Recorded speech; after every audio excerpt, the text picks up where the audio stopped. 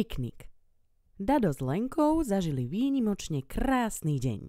Spolu s rodičmi, starými rodičmi, strýkom, tetou, 2 bratrancami a sesternicou sa vybrali na piknik. Uprostred zelenej lúky rozprestreli deky a hostili sa dobrotami, ktoré vyberali z prútených košíkov. Deti sa šantili, naháňali sa, zahrali sa na schovávačku medzi kríkmi a aj na slepú babu. Dospelí sa rozprávali a smiali. Večer bola Lenka tak unavená, že zaspala skôr, než stihol ocko otvoriť rozprávkovú knižku. Keď dorazil balón, Dado sa už nevedel dočkať, ako svojim kamarátom porozpráva o pikniku a spoločne sa naň vyberú.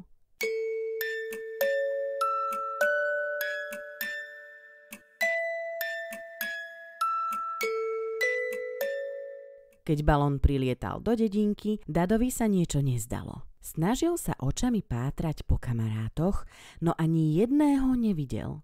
Vystúpil, prehľadal okolie, ale nikde nebolo nikoho. Sadol si pred dvere svojho domčeka a čakal.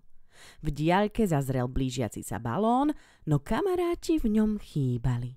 Dado vôbec nerozumel, čo sa to deje. Pristúpil k balónu a našiel v ňom list, v ktorom stálo: Milý Dado, dnes do Mojkáčova nedorazíme. Naše deti majú prespávaciu noc v škôlke s pani učiteľkami a vzali si nás so sebou. Vidíme sa zajtra. S láskou, Kika, Maťko a Angela. Dada obaril smútok a so sklonenou hlavou šiel domov. Celkom sám. Sadol si do svojho mekučkého sedacieho vaku a premýšľal, čo znača tým dňom. Dadov domček bol príjemný a útulný. Steny pokrývali vesmírne tapety s raketami, zo stropu viseli hviezdy a mesiac. Premýšľal nad tým, ako miluje dobrodružstvá s priateľmi a ako mu chýbajú. Tak veľmi túžil ísť s nimi dnes na piknik. Nahlas si vzdychol a hovoril si, aká je to strašná nuda a otrava. Čo už len môže robiť len tak sám. Sám predsa nič nezažije. V tom si spomenul na Kiku, ktorá doma rada sama majstruje svoje vynálezy. A na Maťka, ktorý sám skúša nové recepty. A aj na Angelu, ktorá hovorí, že si veľmi rada oddychne len tak sama vo svojich vankúšoch a premýšľa o svete. Ale čo Dado? Čo také by mohol robiť sám, aby mal z toho radosť? Na nič nevedel prísť a tak vyriekol čarovné slová. Dada bum, už počujem v diaľke šum. Láskavosť a odvaha s každým strachom zamáva.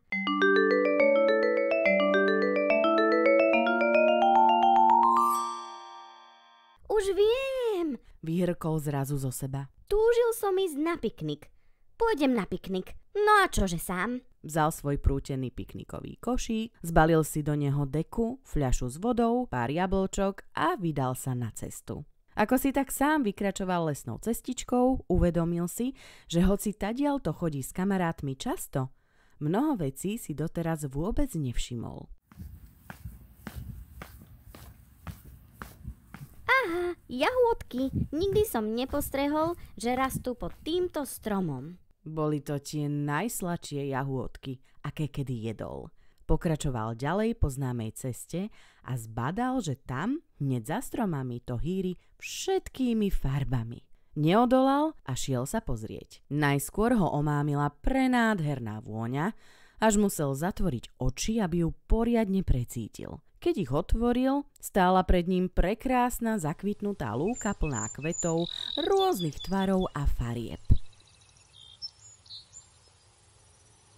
Takéto kvety ešte nikdy nevidel. Niektoré mali červené lupienky v tvare srdiečok, iné mu pripomínali zemský mesiac, keď začína rásť. Ale boli smaragdovo-zelené a ďalšie zas vyzerali ako cukrová vata. To bude dokonalé miesto pre piknik. Sadol si na deku na kraj lúky, odhryzol si z jablka a pozoroval celú tú nádheru. Zistil, že na lúke sa toho prekvapivo veľa deje. Ku kvetom prichádzajú pracovité včielky, lienky sa predbiehajú v tom, ktorá je najkrajšia. Pavúky tkajú prekrásne vzory do svojich sietí a čakajú na mušku, ktorá sa do nich lapí. Pod nôžkami cítil mäkkú trávu a nosom sa snažil pochytať všetok ten voňavý vzduch naokolo. Dado vôbec nevedel, koľko času pozorovaním na lúke strávi. Zdalo sa mu, že prešla len chvíľka, keď si všimol, že na trávu padá rosa a kvety už zatvárajú svoje kalichy. Pobral sa teda pomaly domov. Po ceste precítil každý krok a všímal si pestrý život lesa. Cítil sa veľmi príjemne. Keď po neho prišiel balón a on cestoval naspäť za Lenkou, mal radosť z toho, že mohol zažiť takýto deň. Nebolo v ňom síce napätie, ani veľa akcie, ale bol rád, že dokáže byť iba sám so sebou a niečo nové sa o sebe naučil. Že okrem dobrodružstva miluje aj pokoj a pozorovanie úžasných vecí naokolo.